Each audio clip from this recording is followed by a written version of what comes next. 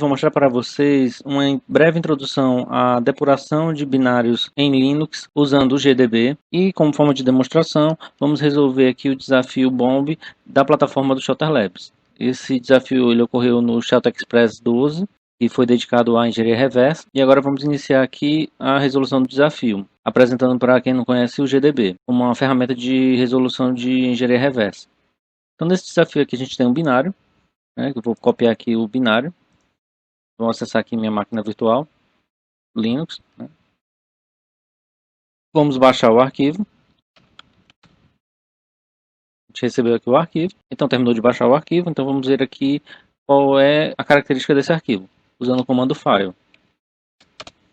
Então aqui ele está dizendo que é um executável de 64 bits, né?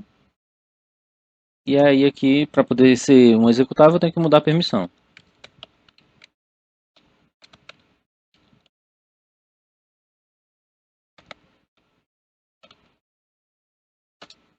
Então mudou aqui a execução, eu posso executar aqui o arquivo.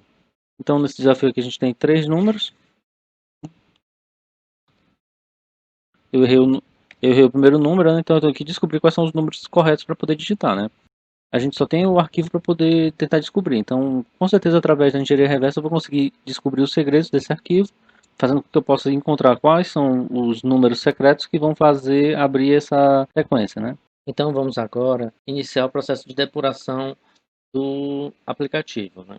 Para isso, a gente vai dar o comando gdb e o nome do arquivo. Aqui no canto superior esquerdo da tela, eu coloquei aqui alguns comandos que são bem úteis no GDB. O primeiro deles é o InfoFunctions. Nesse InfoFunctions, ele te mostra quais são os endereços das funções que estão sendo utilizadas pelo executável. Então, aqui, por exemplo, a gente pode ver que a função main ela está aqui nesse endereço 760. E com base nas funções, eu posso listar o código-fonte em assembly dessa função usando o comando disas função, que no caso seria uma disas main. Então, aqui eu tenho o código-fonte. Se você for perceber, esse código ele é bem simples. Ele tem basicamente, né, uma impressão aqui, né, primeira parte do texto. Depois disso, ele faz aqui uma leitura de variável. Depois disso aqui, ele compara esse valor lido com um valor aqui fixo, né, que aqui está em hexadecimal, 0x34. E aí, no caso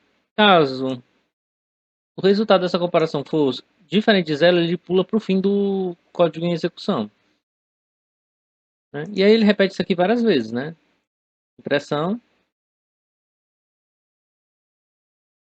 leitura de arquivo, leitura de um valor inteiro e depois a comparação, né? Então aqui, basicamente, nesse desafio aqui, eu bastaria conseguir entender quais são esses valores aqui. Né? Então, o primeiro valor entrado, ele deve ser igual a 0x134, o segundo valor 0x13, e aí no caso, o terceiro valor, e o terceiro valor aqui seria o 0x345. Então, basicamente, para resolver esse desafio aqui, eu poderia... Então aqui eu poderia basicamente saber qual é o valor que eu tenho que digitar e executar o programa, né? Para poder te demonstrar um pouco das funcionalidades do GDB, eu vou fazer umas coisas aqui interessantes. Por exemplo, eu tenho aqui a opção de gerar um breakpoint. O breakpoint, ele na verdade é um ponto de parada de execução. E aí eu posso fazer um breakpoint em uma função específica, como por exemplo, break main, né, que aí ele vai fazer o que? Ele vai colocar um breakpoint na main. Assim que ele chegar nesse breakpoint, ele vai suspender a execução e vai aguardar uma entrada do usuário. Né? Então, vamos aqui criar um breakpoint na main. Pronto, criamos o breakpoint. E aí, no caso, eu posso executar o programa chamando o comando run. E aí, então aqui ele executou a função e parou no breakpoint. Uma coisa legal aqui no GDB é que ele mostra aqui, ó, onde está a linha de execução, né? Então, a partir daqui, ó, vai começar uma impressão de dados, né? Bem aqui vai ter a leitura, chamando aqui no scanf, né? E aí eu poderia, por exemplo, só para a gente não deixar ele executar todo, ele parar aqui, ó, na execução, imediatamente antes da gente digitar o valor aqui, né? Que no caso seria essa função aqui, né? Para poder a gente descobrir qual é o valor que a gente vai ter que digitar, né?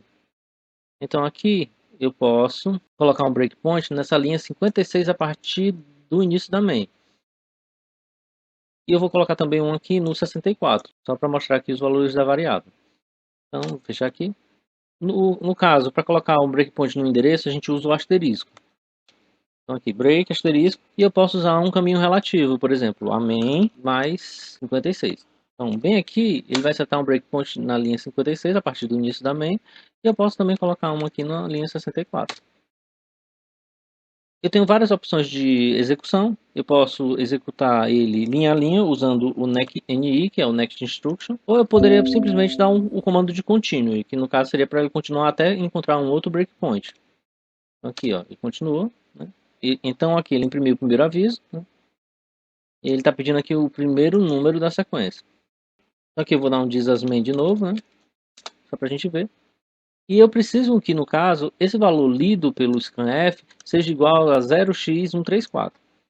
Então, aqui eu poderia usar a função print, né? E o print ele vai tentar imprimir uma variável ou então um valor, né?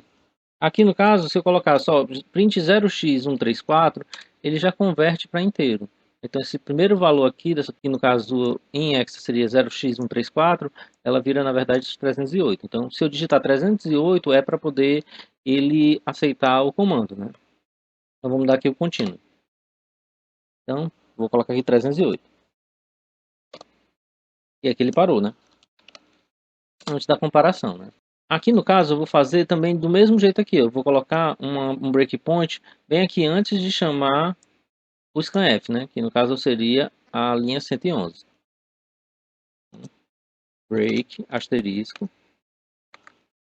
break, asterisco, main mais 111. E vou dar um contínuo, né? Então ele parou aqui na leitura aqui, né? E aí aqui no caso, né? Eu vou dar outro disasmain. Então bem aqui está o scanf, né? E aqui ele vai ter que ser comparado com 13, né?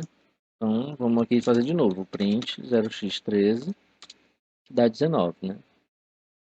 Vamos aqui pedir para ele parar no próximo scanf, né? Disasmain aqui. O próximo scanf aqui é essa linha bem aqui assim, 160. Só para a gente garantir. 19. Então, aqui ele pediu para digitar o segundo número. 19. E aqui ele vai parar também de novo antes do scanf, né?